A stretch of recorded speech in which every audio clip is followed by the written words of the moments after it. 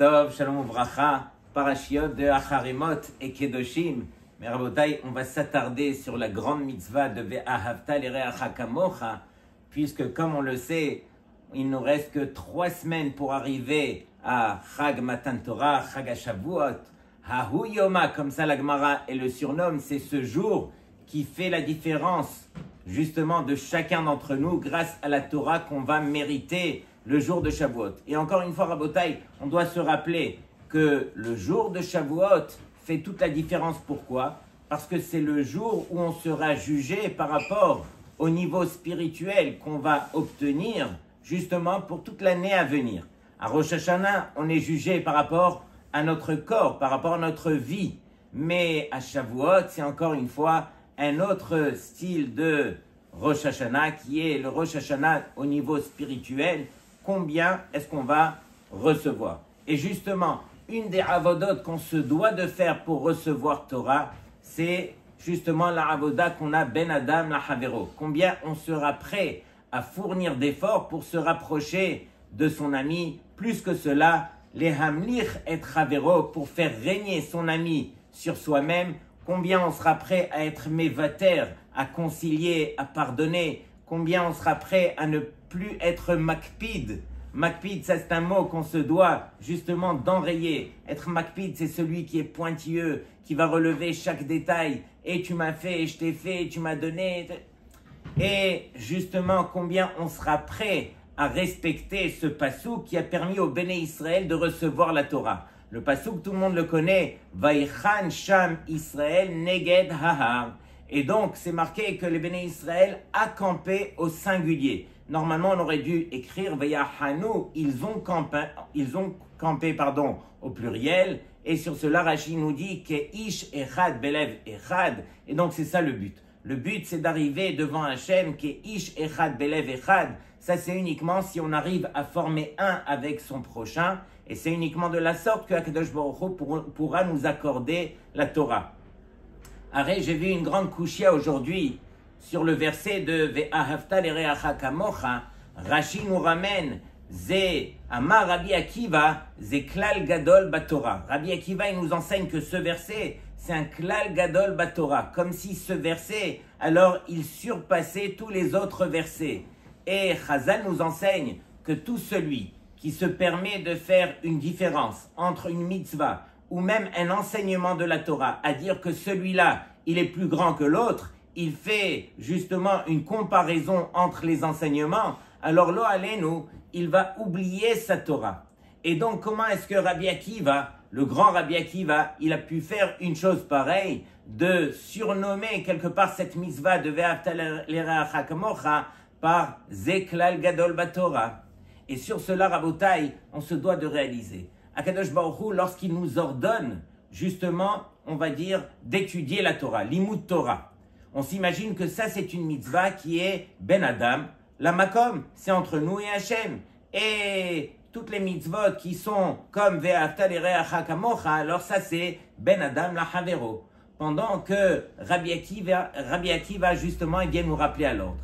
Il vient nous dire, mais non, il faut réaliser que lorsque tu vas te rapprocher justement de ton ami, de ton prochain, alors Zeklal Gadol Batorah, c'est ça ce qui te permettra de grandir dans ta Torah. Celui qui se rapproche de son prochain, alors il va mériter une grande Torah. Il va mériter de se rapprocher d'Hachem d'une plus grande façon. C'est ça ce que Hachem, il attend de nous, Rabotai.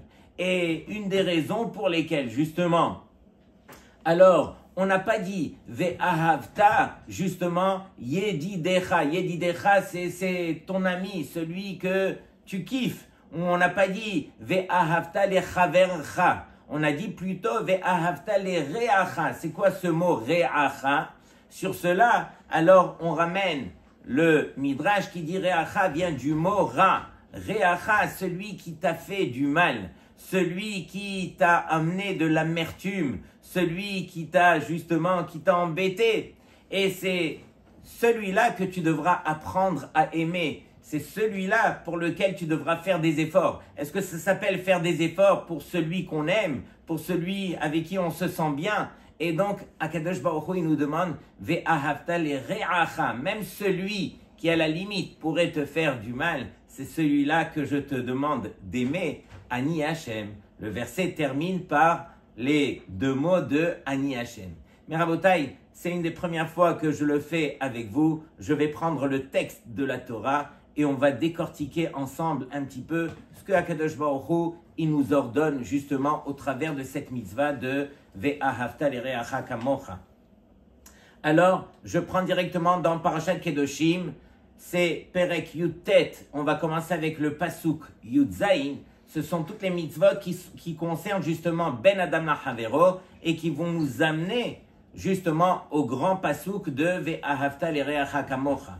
Donc, le Pasuk Yud-Zayin nous dit comme ça. Lotisna et achicha bilvavecha, hocheach tochiach et anitecha, velotisa lavchet. Donc ça, c'est le premier verset. Il nous dit, tu n'auras pas le droit de haïr ton frère, bilvavecha, dans ton cœur. Donc, on peut imaginer, Rabotai, que si la Torah, elle nous parle de haïr son frère, c'est que justement, son frère a dû faire quelque chose au point que, Béhémet, c'est justifié de le haïr. Par exemple, Réhouven est venu et a mal parlé sur nous envers, on va dire, notre patron. Et il l'a dit d'une manière tellement à sa façon que le patron l'a mal pris au point de nous faire des reproches et ça a mené même à ce que le patron nous ait renvoyé du travail. Donc on a perdu notre travail. On peut imaginer qu'à ce stade, alors on pourrait se retourner vers Réhouven et quelque part le haïr, quelque part se venger contre lui, quelque part lui en vouloir du mal. Et c'est justifié. Vous pouvez imaginer le mal qu'il a causé. Et donc sur cela, la Torah nous dit, mais non, lotisna et achicha bilvavecha. C'est pas juste que tu n'auras pas le droit de le haïr, mais tu n'auras pas le droit de le haïr non plus dans ton cœur. Imaginez, Akadosh Baruch Hu, il descend dans le cœur des hommes et il nous dicte qu'est-ce qu'on a le droit de faire avec notre cœur. Et sur cela, Rabotai, écoutez bien ce que le Midrash nous enseigne. Dans le Midrash, il est écrit « En ahava ela belev ». L'amour, alors, ne peut se trouver que dans le cœur. Comme on le sait, il est écrit « Ve'ahavta et Hashem elokecha bechol levavecha ». Donc, l'amour, c'est justement dans le cœur. D'un autre côté, il y a un autre verset dans Devarim qui nous dit Ve'en sin'a ela belev. Mais la haine aussi, elle ne peut se trouver que dans le cœur. Comme il est écrit, le tisna et achicha bilvavecha, comme on vient de lire. On n'aura pas le droit de haïr son frère dans son cœur. Et donc, on voit que justement, Akadosh Baruch Hu, qu'est-ce qu'il fait? Akadosh Baruch Hu, c'est marqué dans le Midrash, Tsofé et levav. Il va regarder le cœur des hommes. Les hommes, eux, c'est marqué Ki ha'adam yir'e la'enaim. Les hommes, ils ne peuvent voir que par les yeux. Mais va Hashem yir'e levav. Mais Hashem, lui, il voit au travers du cœur. Et donc, si Hashem, il voit au travers du cœur, il sait exactement qu'est-ce qu'on est en train d'éprouver. On est en train d'éprouver de l'amour, ou bien on est en train d'éprouver de la haine. Et donc, malheureusement, dans le monde, de manière générale, dans la société, alors on se trompe. On s'imagine que parce que Réhouven nous a fait du bien, alors à partir de là, je vais éprouver dans mon cœur de l'amour pour Réhouven. Ou bien, parce que Réhouven m'a fait justement du mal, alors je vais éprouver dans mon cœur de la sin'a, de la haine. Mais ça n'a rien à voir. Il faut réaliser que Akadosh Baruch Hu, il nous demande justement de ressentir ce que lui nous demande de ressentir dans le cœur. Et donc, sur cela, les Chachamim, ils viennent nous enseigner, regardez la grandeur des Chachamim. En ahava ela belev. Que veut dire que l'amour ne s'éprouve que par le cœur? Lotzarich litzor ahava. On ne doit pas s'imaginer qu'on va créer l'amour. Ha'ahava hi penimit vekayemet belev adam. L'amour, alors c'est quelque chose d'intérieur, qui est à l'intérieur du cœur de l'homme. Haderech leotzi ota min hakoach el hapoal hi. Et le moyen justement de montrer qu'on a de l'amour pour son prochain, Ka'asher makir et shiflut atzmo, lorsqu'il va reconnaître justement sa bassesse qui est à l'intérieur de lui, et qu'il réalise surtout qu'il n'est pas supérieur à son prochain. Et donc, toutes les qualités, elles appartiennent uniquement à Hachem. Elles ne m'appartiennent pas à moi. Je n'ai pas à me mesurer à qui que ce soit. Et donc, si j'apprends justement à ne pas me mesurer avec mon prochain, alors je pourrais justement ressentir c'est quoi l'amour et c'est quoi la haine, justement, quand c'est justifié. Et donc, lorsque le Midrash il nous dit « En sin'a et la belev », il n'y a de haine que dans le cœur. Gam regesh asin'a hu lo regesh chitzoni. Même le fait d'haïr n'est pas quelque chose qui se fait de manière extérieure, c'est justement à l'intérieur de nous. Alors on a des mauvaises midotes. On est attaché à quelque part ce côté matériel qu'on appelle béhémite qui est à l'intérieur de nous et c'est lui qui nous pousse justement à ressortir cette mauvaise mida qui est à l'intérieur de nous, qui est attaché au matériel, et on l'éprouve justement lorsque la personne nous a fait du mal, alors on ressort cette mauvaise mida qui est à l'intérieur de nous. Mais réellement, cette mauvaise mida n'appartient pas à celui qui nous a fait du mal. Elle est à l'intérieur de nous et elle se réveille justement quand nous, on a envie de l'actionner par rapport à quelqu'un qui justement nous a fait du mal. Et c'est sur cela que le Midrash il nous dit que En sin'a et la belev, et donc la haine, justement, elle aussi, elle se trouve à l'intérieur du cœur de l'homme. Donc Rabotai, tout ça pour dire que ça dépend de nous. Aimer, haïr, ce sont des choses qui sont pnimi, qui sont à l'intérieur et qu'on ne peut ressentir que parce que Akadosh Baruch Hu nous a ordonné de le ressentir. Regardez la suite. Donc, Lotisnaet achicha bilvavecha, dans ton cœur, tu n'auras pas le droit non plus de haïr, même s'il t'a fait du mal. Et donc la Torah, elle t'encourage. Elle te dit, ne reste pas comme ça. Si tu ne vas pas t'expliquer avec ton ami, justement, qui t'en a voulu du mal et qui t'a fait du mal au point que on t'a renvoyé du travail pour revenir à l'exemple, tu devras le prendre, t'asseoir et discuter avec lui, lui faire les reproches comme il se doit.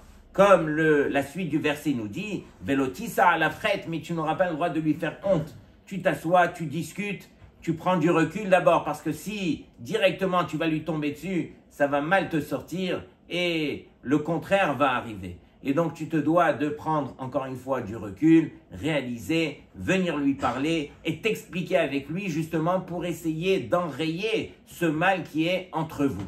Et très souvent, Rabotai, ça marche très bien, de manière générale. Alors lorsque deux personnes se sont fait du mal, comme on est en train de l'expliquer ici, alors chacun préfère rester de son côté, chacun a claqué la porte devant l'autre et on préfère éviter justement les explications. Je ne vais pas me rabaisser à perdre mon temps à lui expliquer des choses qui sont évidentes. Il m'a fait du mal, il n'aurait pas dû me faire de mal. Mais tu ne sais pas justement comment ça s'est passé dans les moindres détails. Va t'asseoir, va t'expliquer et tu verras combien tu vas obtenir justement de ahava.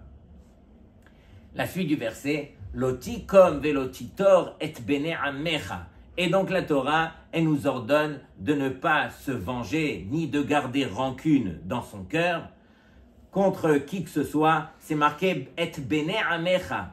C'est marqué qu'envers les goïms, alors on a le droit d'avoir une nekama, une vengeance. Ok? C'est quoi le verset?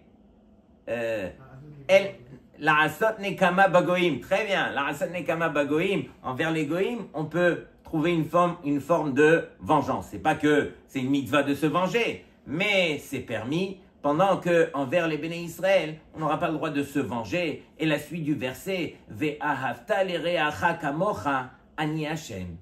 Et donc, le verset, il nous dit, à partir de là, alors tu pourras te tourner vers ton prochain et l'aimer, parce que ani Hashem. Sur cela, alors au moins 3 questions Rabotai. Prenez ne serait-ce que le Targum. Dans le verset de Ve'ahavta l'ereacha kamocha, le Targum il traduit Udrahame lehavrach kevatach ani Hashem. Donc comment est-ce que le verset a traduit les re'acha? Il a traduit les havrach, ton ami. Pourquoi est-ce que la Torah, elle employait un autre terme de les re'acha? Ok? On a expliqué au départ une réponse, on en verra une deuxième. Ensuite, c'est marqué ici que Ani Hashem.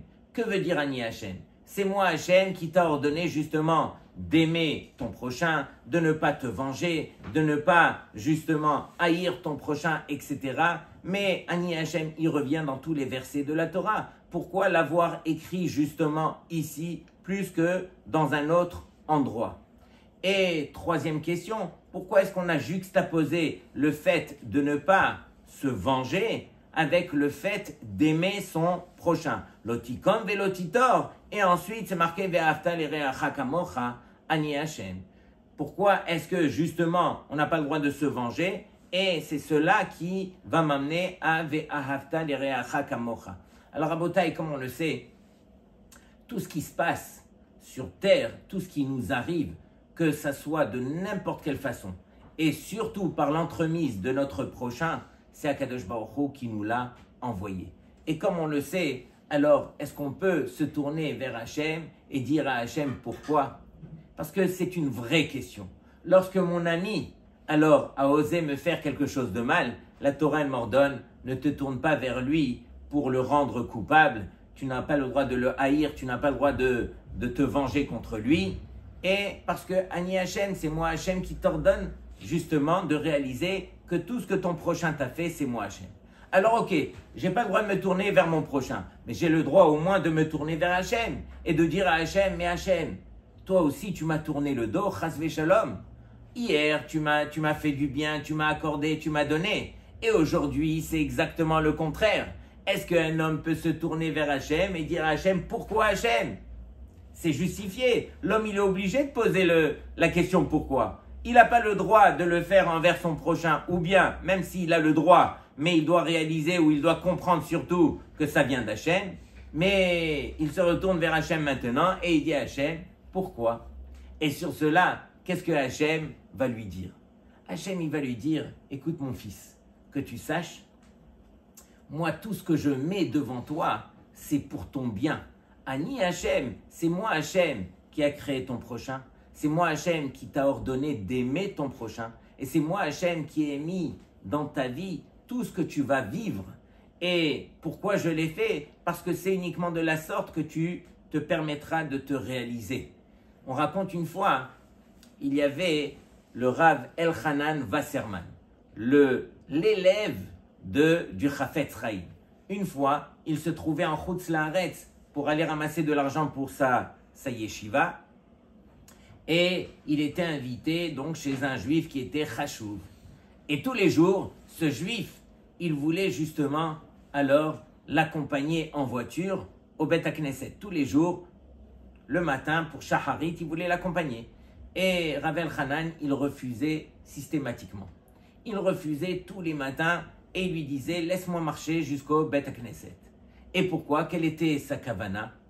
Alors, ils ont raconté cette histoire, justement. C'est ce juif qui a reçu Rav Elchanan chez lui, qui a raconté cette histoire devant Rav Chaim Kanievski, qui a écouté toute l'histoire. Et à la fin, regardez bien, un vendredi matin, une fois que toute la semaine est passée, alors là, le juif en question, il a dit à Rav Elchanan, il lui a dit, mais vous m'empêchez de faire la mitzvah de Ve'afta l'ereacha kamocha. Et donc, permettez-moi de vous accompagner. Quand il a entendu cela, Rav Elchanan, alors il a souri et il lui a dit, tu sais quoi, aujourd'hui, accompagne-moi au Beth HaKnesset. Et donc, il était tellement fier, il l'a fait monter dans la voiture, il l'a accompagné. Lorsqu'il est arrivé dans la rue de la voiture, alors c'était un chemin où la voiture ne pouvait pas rentrer. Et donc, il lui a dit, Vodara, vous allez descendre ici, vous allez marcher, mais vraiment quelques mètres, le Beth HaKnesset, il est juste là. Rav Elchanan lui dit, non, pas du tout. Tu vas faire tout le tour et tu vas m'accompagner jusqu'à la porte du Beth HaKnesset. Et toute cette histoire, donc cet homme l'a raconté à Rav Chaim Kanievski, il lui a dit, mais Vodara, je n'ai pas compris. Toute la semaine, je l'ai supplié de l'accompagner. Une fois que j'ai finalement accompagné le Rav, alors il me dit, non, tu m'accompagnes jusqu'à la porte. Et donc Rav Chaim, il lui dit, je vais te dire, tous les matins, quand tu voulais l'accompagner, alors tu voulais l'accompagner à cause de Kvod Harav, pour son kavod. Mais lui, il fuyait le kavod. C'était un homme qui était profondément anav. Et donc, de le faire pour son kavod, il refusait. Et d'autant plus qu'il gagnait une mitzvah, c'était les psiot, c'était les pas pour lui permettre d'arriver au Bet HaKnesset.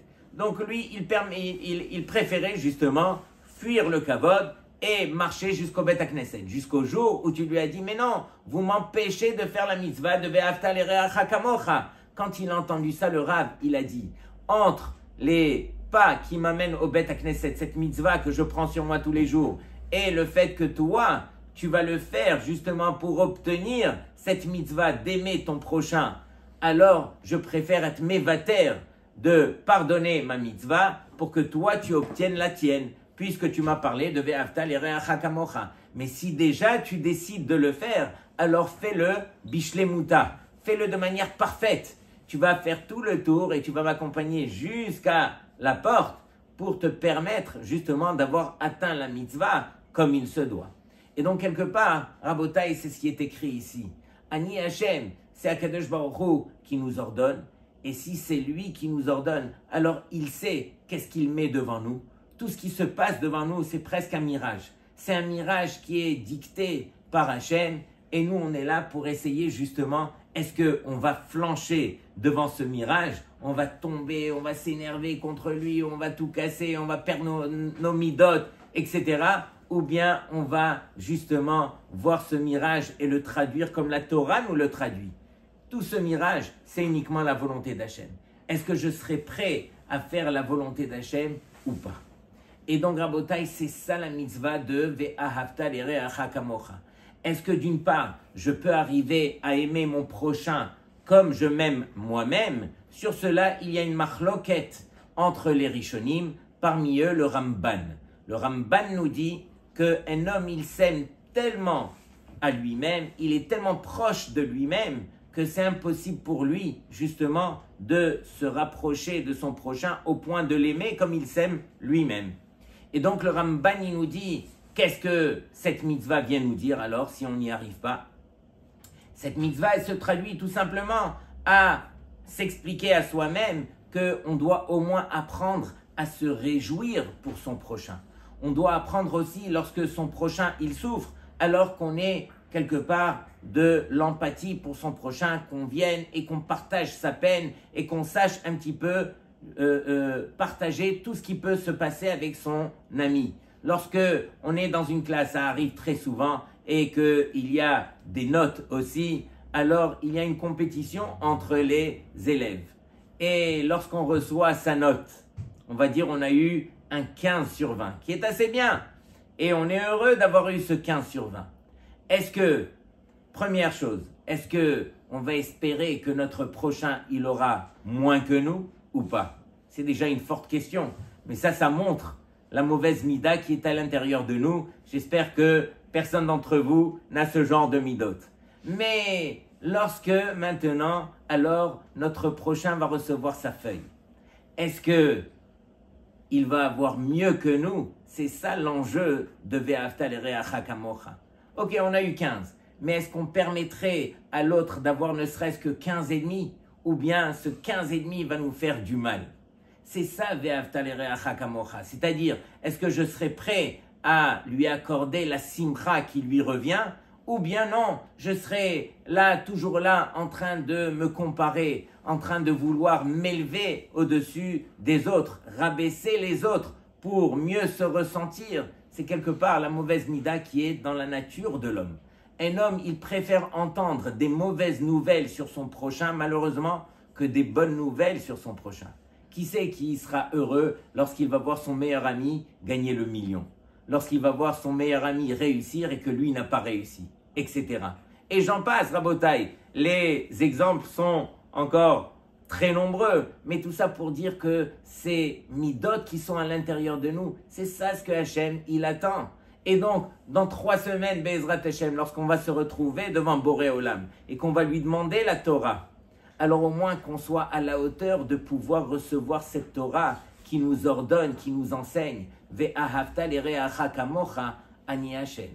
Et donc de vivre avec Hachem, c'est justement se tourner vers son prochain, avoir justement être fin au niveau de la relation qu'on a avec son ami. On raconte une fois, puisqu'on parlait de Rav Chaim Kanievski, ça m'est monté à l'esprit, une fois il y avait un bachour qui avait étudié tout Masechet Megillah.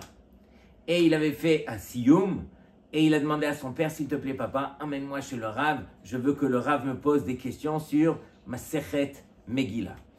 Et donc, il va chez le Rav, et ils font la queue jusqu'à ce que son tour arrive, et il dit, Kvod Rav, j'ai appris Masechet Megillah. Il lui dit, ah, Mazal Tov, est-ce que tu veux que je t'interroge? Et le Bachour, il dit oui. Et donc, entre parenthèses, il y a une sugia qu'on retrouve dans Masechet Megillah, dans Gimel Amud Bet, où là-bas, alors, on parle des lettres qui sont à la fin des mots. Mantzapach, les lettres sophites. Qui c'est qui les a instituées? Alors, c'est marqué là-bas que ce sont les Nevi'im, Amarum, qui les ont instituées. Mais il y a la même sugia dans Masechet Shabbat, dans Daf Kuf Dalet. Là-bas aussi, il y a la même sugia. Et donc, le Rav, il pose comme question, il pose au Bachour, il lui dit, dis-moi, les lettres sophites, Mansapar, qui c'est qui les a instituées?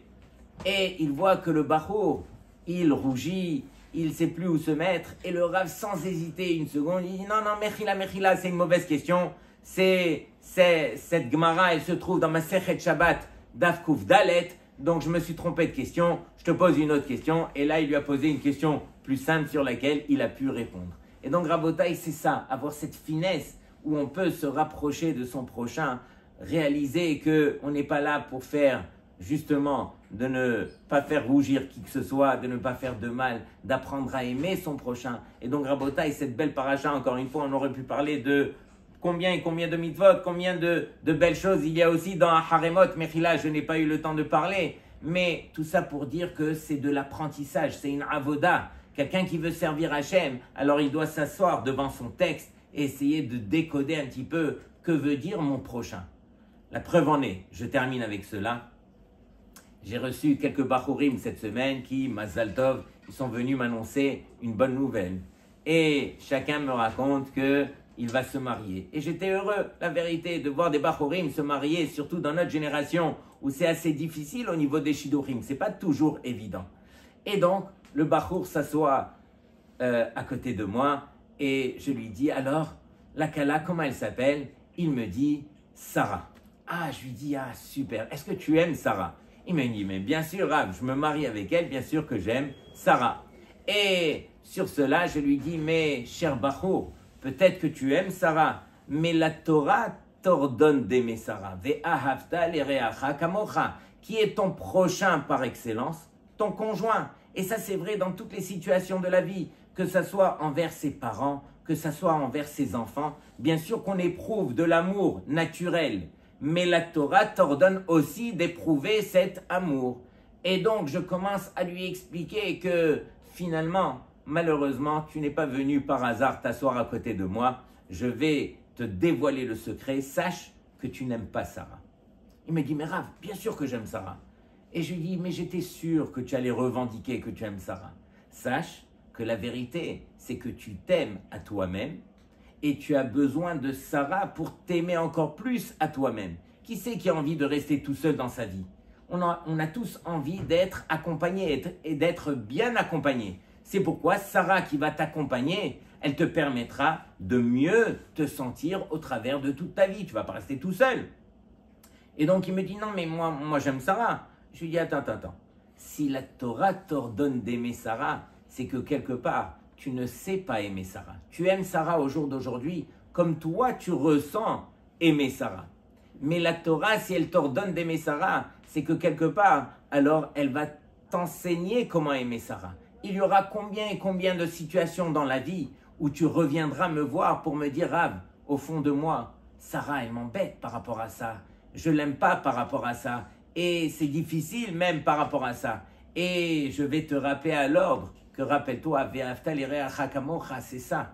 C'est pas quand tout va bien. C'est pas quand avant de se marier, où on est encore dans son nuage et on s'imagine, on est convaincu qu'on aime Sarah. Sarah, elle est là uniquement pour te faire réaliser que tu as du travail à faire. Et donc, Ve'ahavta l'ereacha kamocha rabotai, c'est une des mitzvot qu'on se doit de prendre avec nous au travers de toute l'année et de travailler, de réaliser que si on veut apprendre à aimer son prochain, qui que ce soit, c'est vraiment un travail qu'on se doit de faire. Aimer son prochain, encore une fois, quand tout va bien, c'est la mitzvah la plus facile. C'est pas sur cela que Hachem t'a ordonné Ve'ahavta l'ereacha kamocha. Il te l'a ordonné justement quand c'est compliqué, quand c'est fin, quand on se doit de fournir les efforts. Shabbat Shalom Lekulchem et bonne Kabbalat Torah Bezrat Hashem. En tout cas, on a encore 3 semaines pour bien se préparer. Shabbat Shalom.